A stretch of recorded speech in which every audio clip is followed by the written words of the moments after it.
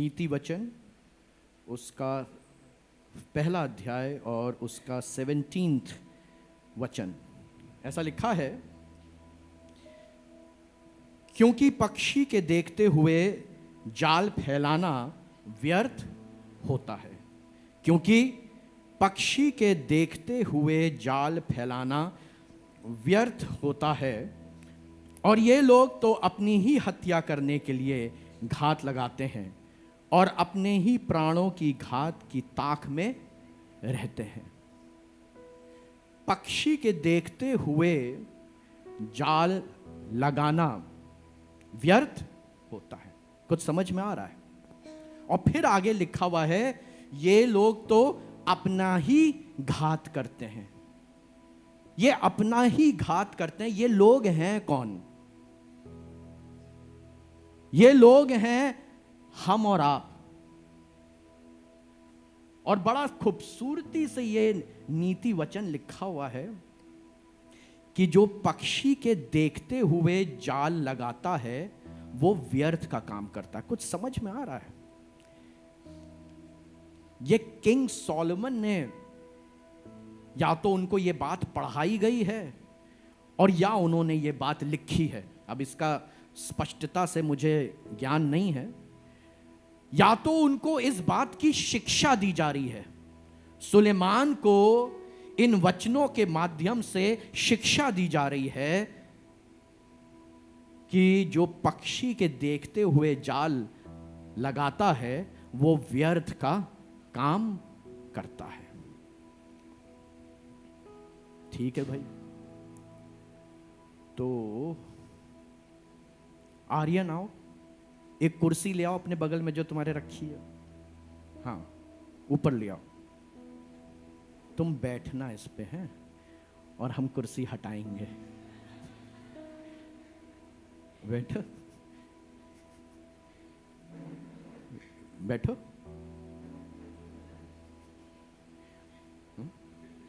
गिर जाओगे हैं?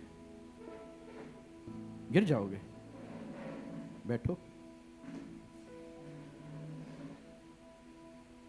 कुछ समझ में आ रहा आपको? किसी के कुछ समझ में आ रहा है? ये चाल जो है वो पहले से ही दिख रही है कि आर्यन खड़ा है और मैं उसकी कुर्सी खिसका रहा हूं। अब उसके बाद भी ये इस पर बैठने की कोशिश करे और गिर जाए तो क्या कहलाएगा? हैं? मूर्ख कहलाएगा। थैंक यू आर्यन, बच गए। तो मूर्ख कहलाने से वापस ले जाओ अपनी कुर्सी। चिड़िया के देखते हुए फंदा लगाना व्यर्थ की बात है। परिंदे के देखते हुए जाल लगाना व्यर्थ की बात है। क्यों? क्योंकि चिड़िया देख रही है, वो मूर्ख नहीं है। जबकि ऐसा कहा जाता है कि पक्षियों के पास दिमाग नहीं होता है। पक्षियों के पास दिमाग नहीं होता है, लेकिन उसके बाद पक्षी भी इस बात को समझ रहे हैं। आप में से कितनों को एक्सपीरियंस है चूहा पकड़ने का? एक्सपीरियंस है? बड़े स्टाइल से वो जो केज होता है ना, वो जो जाली होती है, उसमें बड़ी स्टाइल से रोटी फंसानी पड़ती है। कई बार तो मैंने लगाई, चूहा रोटी खा के निकल गया, बंद ही नहीं हुआ। क्योंकि लगाने का तरीका जो था वो थोड़ा गड़बड़ था, है ना। लेकिन आप बड़े स्टाइल से, बड़ी महीनता से उसको फिट करिए कि हल्का सा भी चूहा अंदर आए और हिलाएगा, वो झप से बंद हो जाएगी।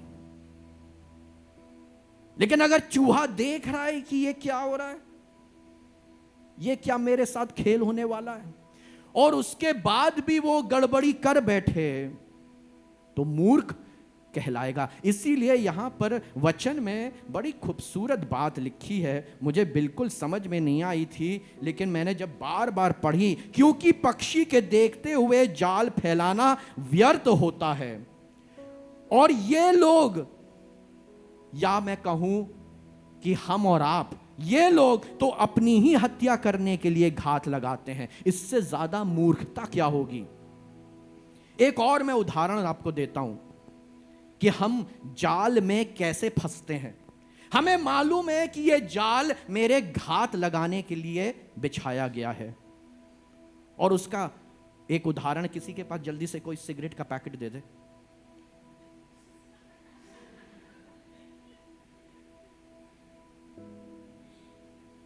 ऐसी हरकतों से सतर्क रहिएगा, कहीं आप एकदम से उठ के खड़े हो जाते, ये लीजिए, तो खेल हो जाता। पक्षी के देखते हुए जाल लगाना। चलिए, अच्छी बात है हमारे चर्च में कोई सिगरेट का पैकेट लेके नहीं आया है ना ब्रिज भैया, बहुत अच्छी बात है। आप ताली बजा सकते हैं इस बात के लिए कि हमारे जवानों में यह बुरी बात नहीं है। लेकिन अगर आपने इस पैकेट को कभी देखा हो तो इसके ऊपर एक बात लिखी होती है, कोई बताएगा? हाँ,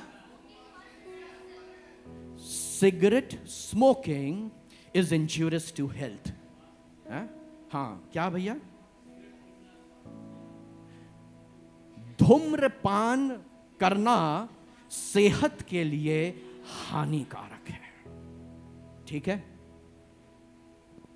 बिल्कुल लिखा हुआ है। और ऐसा उदाहरण आपको पूरी दुनिया में कहीं नहीं मिलेगा। खुद डिब्बे पर बेचने वाली कंपनी खुद इस बात को छाप रही है कि सिगरेट पीने से तुम्हारी हानि होगी। लेकिन मैं आपको बताऊं, ये कुछ एक दो चीजें हैं, एक सिगरेट और दूसरा शराब।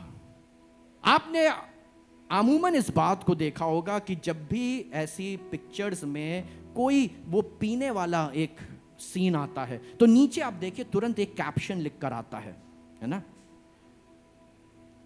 Consumption of alcohol is not good. शराब पीना हमारी सेहत के लिए हानिकारक है। हम इस बात का समर्थन नहीं करते। ये दो बातें हैं, लेकिन उसके बाद भी आपको ये जानकर बड़ा आश्चर्य होना चाहिए कि हमारे देश में सबसे ज्यादा कमाई का जरिया जो है वो यही दो चीजें हैं।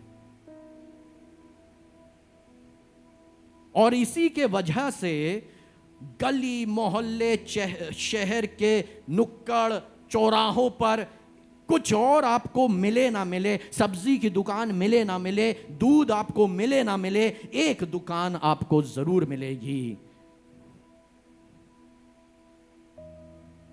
चिल्ड बियर, है ना।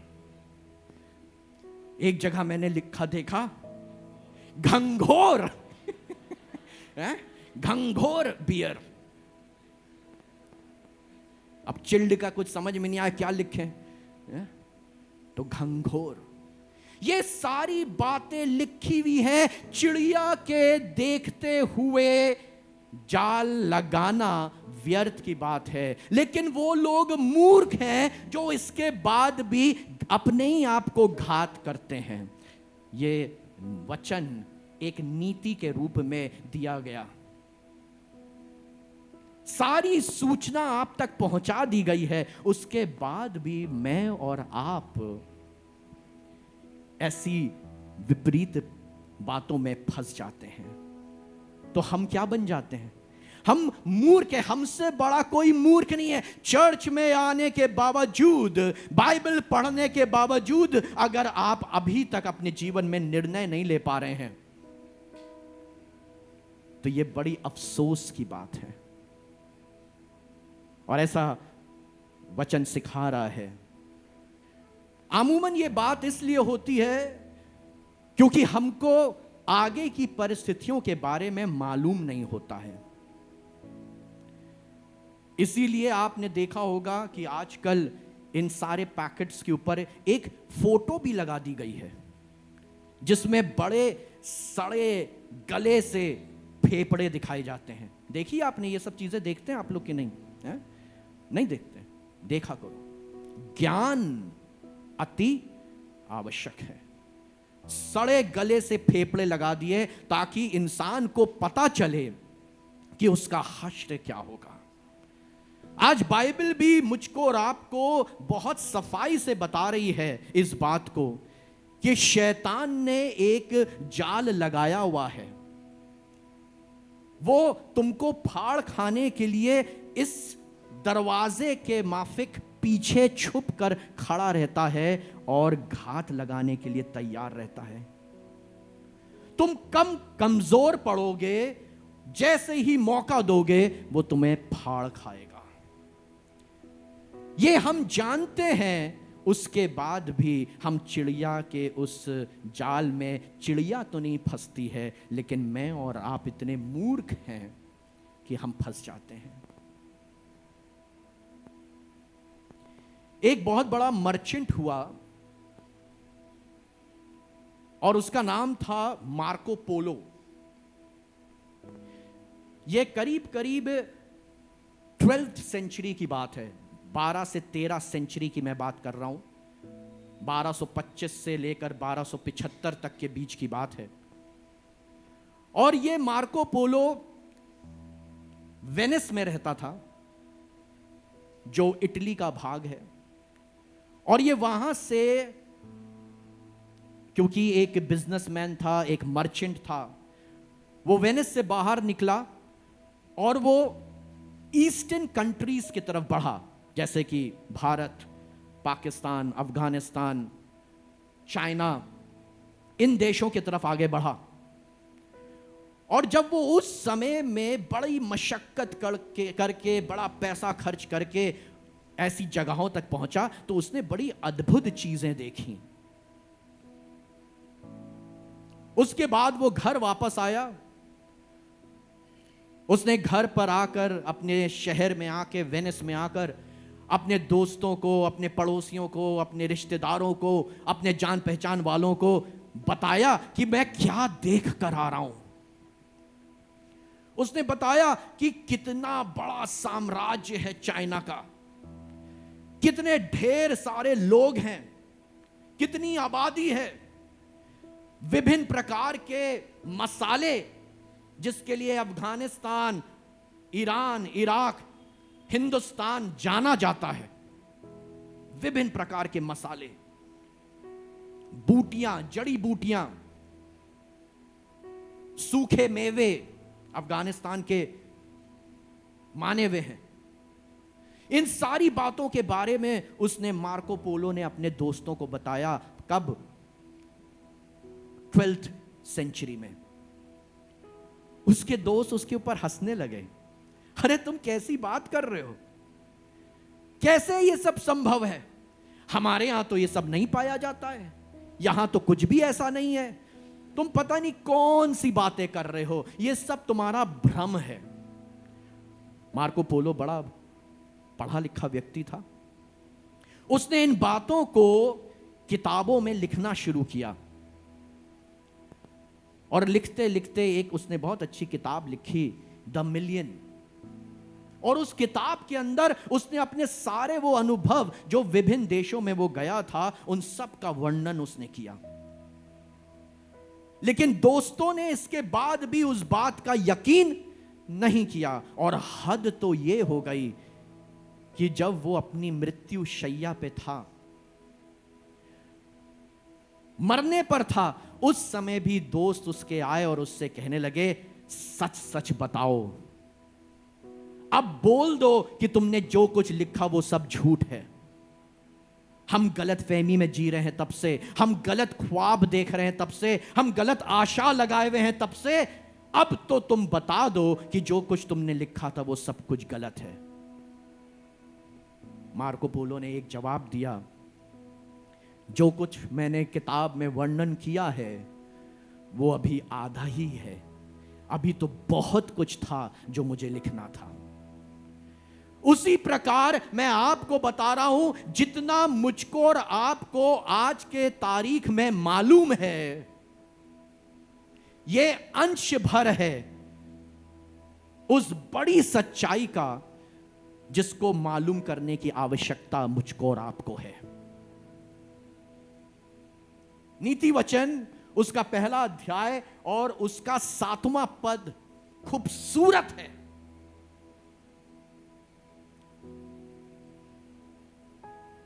It is one of my favourite verses. क्या लिखा हुआ है जी? The fear of God is the beginning of knowledge. यहोवा का भय मानना बुद्धि का आरंभ है।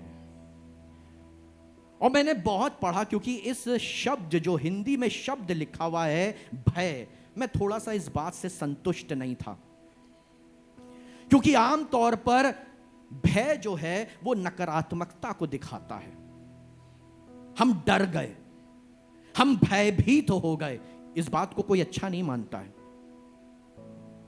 और मैंने जब इसका हिब्रू वर्ड खोजा तो वहां पर जो समझ में आया वो था यहोवा का आदर करना।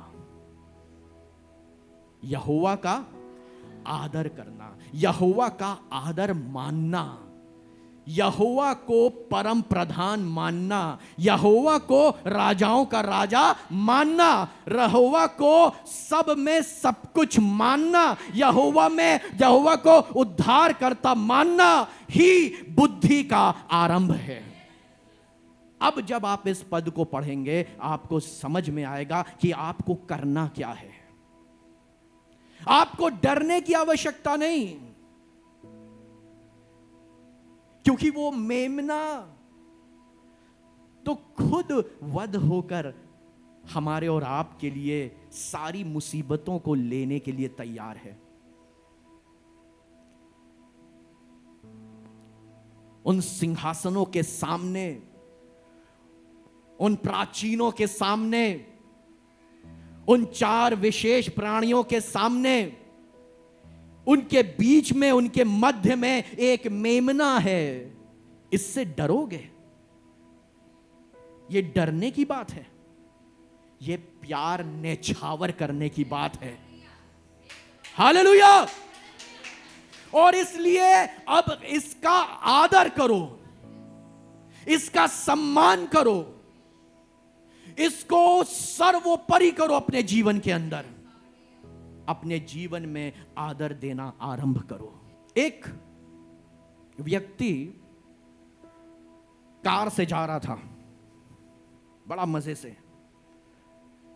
अब जब गाड़ी से आप जा रहे हैं, आप मजा ले रहे हैं, परिवार के साथ हैं, सब कुछ अच्छा चल रहा है, कौन सी बात आपको एकदम से आपका मूड खराब कर सकती है? एकदम से मूड ऑफ हो जाता है। क्या जा रहे हैं और टायर पंक्चर हो गया। वैसे ही इस व्यक्ति का भी हो गया। इसने गाड़ी किसी तरह साइड में लगाई और इधर उधर देखने लगा, कोई मददगार नहीं, क्या करें क्या करें, बड़ा परेशान, पसीने पसीने हो गया। कभी टायर बदल के देखिएगा आप, है ना। उसने किसी तरह मेहनत करके पहिया खोला, नट बोल्ट निकाले, नट बोल्ट उसने एक पास में कोई कप टाइप का था उसके अंदर उसने रख दिए। पहिया बदलते वक्त वो कप जो था नट बोल्ट के साथ वो लुढ़क गया और सारे के सारे वो जो नट थे वो बगल के मेन होल के अंदर जाकर गिर गए। यह व्यक्ति बड़ा परेशान, वो खड़ा हुआ, पसीना पोंछ रहा, इधर उधर देख रहा कि मैं तो हाईवे पे हूं, यहां तो कोई मदद का तरीका ही नहीं है, कोई तरीका नहीं है। अब क्या करे? नट बोल्ट तो नाली में चले गए, ढूंढ रहा है, कुछ नहीं मिल रहा है।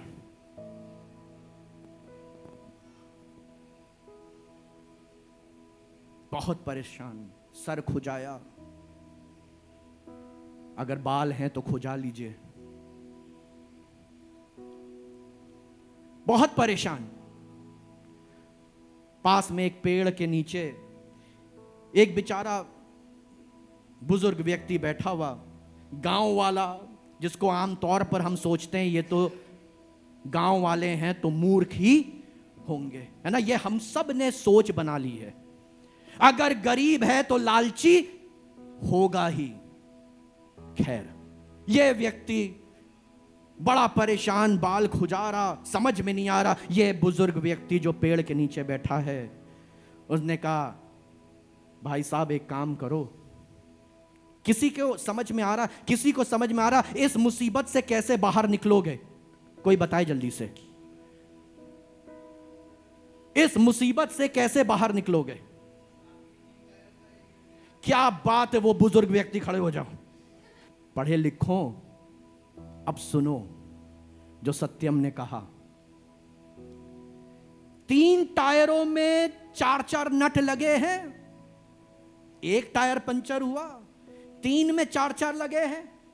इन तीनों में से एक एक निकाल लो और इस चौथे वाले में जो स्टेपनी है उसमें लगा दो, तो अब सब में 3-3 हो गए। और अब अपनी गाड़ी लेकर उस जगह तक चले जाओ जहां पर सहूलियत के साथ तुम नट खरीद सको। शाबाश! परमेश्वर का आदर करना बुद्धि का आरंभ है। ज्ञान आपको पढ़ाई से नहीं, किताबों से नहीं, पैसे से नहीं, शोहरत से नहीं, लेकिन उसका भय मानने से मिलता है। And this is exactly what God teaches us. जब लोगों को लगता है कि अब संभव नहीं है, अब नहीं हो पाएगा, तब मालूम है खुदा के लोग क्या करते हैं? वो घुटनों पर आकर प्रार्थना करने लगते हैं। जब डॉक्टर्स जिन्होंने MBBS किया, कितने कितने सालों की पढ़ाई करी, सर्जन बन गए, eye specialist, heart specialist, neuro specialist, और वो कह देते हैं अब कुछ नहीं हो सकता। तब एक सच्चा मसीही क्या करता है ना, वो घुटनों पे आ जाता है और प्रार्थना करने लगता है। अरे मूर्ख हो तुम मूर्ख हो, जब डॉक्टर ने कह दिया कुछ नहीं हो सकता है तो तुम क्या कर रहे हो? मेरे साथ हुआ है इसलिए मैं बता रहा हूं आपको। टॉप सर्जन कानपुर शहर के, उसने मेरी पत्नी का पेट पूरा खोलकर ऑपरेशन थिएटर पर अंदर मुझे बुला लिया और उन्होंने टीवी स्क्रीन पर दिखा दिया अब हम कुछ नहीं कर सकते। मैंने अपनी पत्नी को उस स्ट्रेचर के ऊपर, उस टेबल के ऊपर देखा, मेरी हालत खराब हो गई और अंदर से मैं कांप रहा था कि कहीं ये ऐसा ना कह दें कि अब हम कुछ नहीं कर सकते।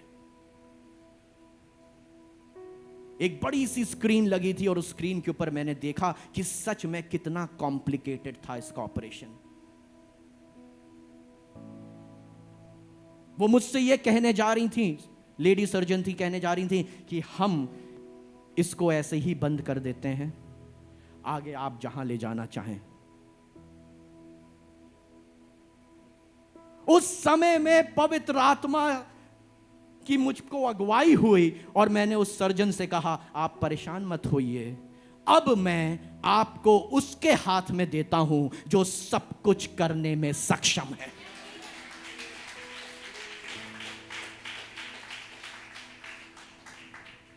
मैं ऑपरेशन थिएटर से बाहर निकला और मैं सच अपने दिल की बात बता रहा हूं और यीशु मसीह से ऐसे ही बात किया करिए। मैं ऑपरेशन थिएटर से बाहर निकला और मैंने बाहर निकलकर यीशु मसीह से कहा अब आप अंदर जाइए, अब आप अंदर जाइए, अब मैंने मान लिया है कि आपके बगैर कोई कुछ कर नहीं सकता। And I really tell you, ये मेरे दिल की टेस्टमनी मैं आपको दे रहा हूं। मेरी पत्नी तो यहां बैठी है, आप सब उसको जानते हैं, देखते भी हैं। इस बात की मैं गवाही दे रहा हूं कि कैसे हमारी प्रार्थनाओं को सुनता है। और वहां का नॉन क्रिश्चियन स्टाफ आकर मुझसे कह रहा है, उसने शब्द इस्तेमाल किया और ये शब्द बरकत के रूप में मैं आपको दे रहा हूं, अद्भुत।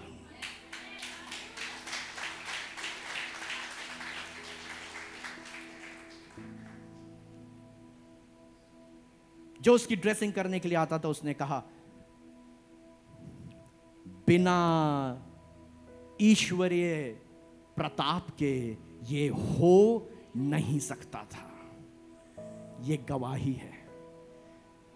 मैंने जगत के मूर्खों को चुना है, इसलिए चुना है क्योंकि जब तुम खुदा को आदर देना शुरू करोगे ना, यह तुम्हारी बुद्धि का आरंभ हो जाएगा। आज से मैं सबसे निवेदन कर रहा हूं, आदर देना प्रारंभ कर दो, आदर देना प्रारंभ कर दो, आदर देना प्रारंभ कर दो। और आदर का मतलब है उसकी बातों को मानना शुरू कर दो। मत सोचो इधर उधर, मत ताको इधर उधर। उसकी बातों को जैसा वचन में लिखा है उसको वैसा ही वैसा मानना आरंभ कर दो। पहला कुरिन्थियों उसका 2 अध्याय और उसका 7वां पद, ऐसा लिखा हुआ यहां पर, परंतु हम परमेश्वर का वह गुप्त ज्ञान, परंतु हम परमेश्वर का वो गुप्त ज्ञान भेद की रीति पर बताते हैं, जिसे परमेश्वर ने सनातन से हमारी महिमा के लिए ठहराया, जिसे 8वां पद बड़ा इंपॉर्टेंट है, जिसे इस संसार के हाकिमों में से किसी ने नहीं जाना। मैं क्यों बार बार आपको बता रहा हूं कि दुनियावी तरीके से अगर आप परमेश्वर के ज्ञान को हासिल करना चाहेंगे, समझना चाहेंगे, तो आप विफल हो जाएंगे। उसके तौर और तरीकों को समझना चाहेंगे, आप विफल हो जाएंगे। क्योंकि बाइबल इस बात को बता रही है, गुप्त ज्ञान है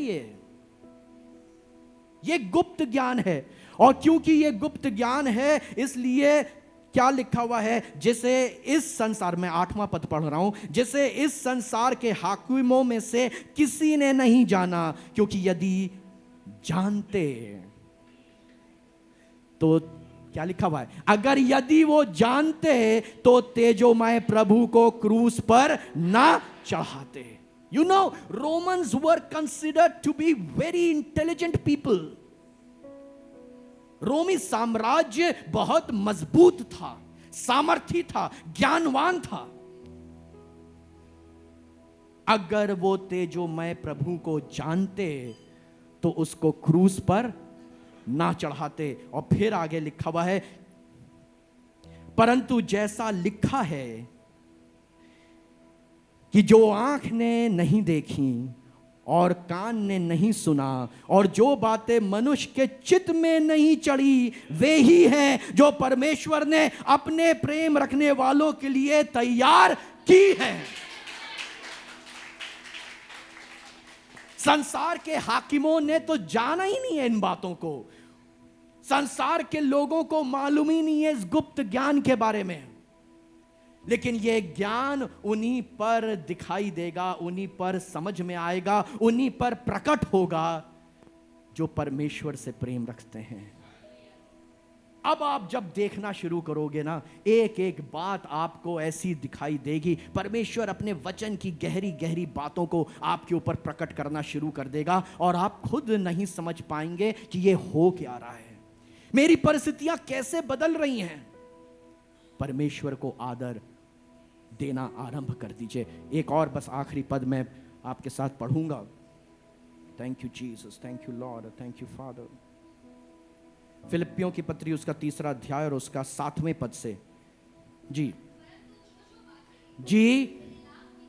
मेरे लाभ की थी, जी हालेलुया। परंतु जो जो बातें आपके लाभ की हो, जो जो बातें आपको मजा दिलाती हो, जो जो बातें आपको आराम दिलाती हो, उन सब बातों को यहां पर लिखने वाला कह रहा है, मैंने मसीह के कारण, मुझे माफी मांगना अच्छा नहीं लगता है, मुझे झुकना अच्छा नहीं लगता है, मुझे छोटा बनना अच्छा नहीं लगता है, लेकिन मैंने ये सब इसलिए करता हूं क्योंकि मसीह के कारण मैंने उन लाभ की बातों को हानि समझ लिया है। This is where your intellect has started working, and this is the difference between knowledge and wisdom. And Solomon is not known for knowledge, but he is known as the wisest man ever on this planet Earth. This is the power. That is why he was able to write and get instructions, what he has mentioned in the book of Proverbs. उसने नीति वचन के अंदर जो बातों को लिखा है और जिन बातों को उसने शिक्षा हासिल करी है, वो बातें वो लिख पाया। जब आप मसीह के कारण सॉरी बोलना सीख जाओ, मसीह के कारण किसी की बुराई को भूलना सीख जाओ, इस बात को अपना उद्देश्य बना लो, उसको आदर दो, क्योंकि मैं यीशु से प्यार करता हूं, क्योंकि मैं यीशु को आदर देना चाहता हूं, मैं इन सब बातों को अपने जीवन से दूर करूंगा, मैं अपने जीवन से दूर करूंगा। और जब आप ऐसा करना शुरू करोगे, आगे पढ़ें बेटा जी जी जी, उसकी उत्तमता के कारण सब बातों को हानि समझता हूं। और इंग्लिश में तो आपको मालूम है, whose sake I have lost all things, I consider them garbage. मैं उसको कूड़ा समझता हूं, और कूड़े को कोई अपने पास चिपका के नहीं रखता है। आदर, महिमा, तारीफ, तालियां, इन सब चीजों को आज से क्या समझने लगो, क्योंकि दुनियावी नजर से यह मुमकिन नहीं है। दुनियावी नजर से अच्छा लगता है कि हम आए और सामने बैठें, हम आए और हमारा नाम लिया जाए, हमने जरा सा किसी की मदद करी तो लिस्ट में सबसे ऊपर हमारा नाम हो। लेकिन खुदा बाप का काम करने का तरीका बिल्कुल अलग है। और उसको जैसी इस व्यक्ति ने सीखा तो वो ये कह रहा, ये बातें तो मेरी हानि की हैं, ये मुझे शैतान के तरह उस कुर्सी पर बैठाना चाह रहा है जिसका बारे में मुझे मालूम है कि इसको वो खिसका देगा। आप जिसको महाराजा की कुर्सी समझ रहे हैं और बड़े ऐशो आराम से जिस पर बैठने जा रहे हैं, उसका अंत यह है कि वो आपको मृत्यु में ढकेल देगा। जब चिड़िया इस बात को समझ सकती है तो आप और मैं क्यों नहीं समझ पा रहे हैं। फिलिपियों की पत्री उसका 4 अध्याय और उसका 19वां पद, फिलिपियंस चैप्टर 4 वर्स 19, बहुत खूबसूरत पद है। मेरा परमेश्वर भी अपने उस धन के अनुसार जो महिमा सहित यीशु मसीह में है, तुम्हारी हर घटी को, तुम्हारी हर आवश्यकता को, तुम्हारी हर जरूरत को पूरा करेगा। Just believe on this word. खुदा बाप के लिए जब तुम इन बातों को हानि का समझोगे ना, यीशु के लिए जब इन बातों को हानि का समझोगे, तो ये तुम्हारे लाभ में परिवर्तित हो जाएंगी। जो संसार समझ नहीं सकता, दुनिया समझ नहीं सकती है, लेकिन ये गुप्त ज्ञान मैं धन्यवाद करता हूं कि परमेश्वर ने मेरे और आपके ऊपर खोला है अपने जीवित वचन को भेजकर। और जो कोई और नहीं, वो है हमारा राजाओं का राजा, प्रभुओं का प्रभु, ज्ञानवानों से कहीं ज्यादा ज्ञान। उसने अपनी डैश से आकाश बनाया। बताइए, उसने अपनी बुद्धि से, वो बुद्धि और कोई नहीं, यीशु मसीह है। और अगर उसको आदर दोगे, उसको सम्मान दोगे, तो आप उसकी बुद्धि से क्या क्या नहीं करोगे, आपके लिए कुछ भी असंभव नहीं रहेगा और आपकी हर घटी को वो पूरा करेगा। Hallelujah, praise the Lord, praise the Lord.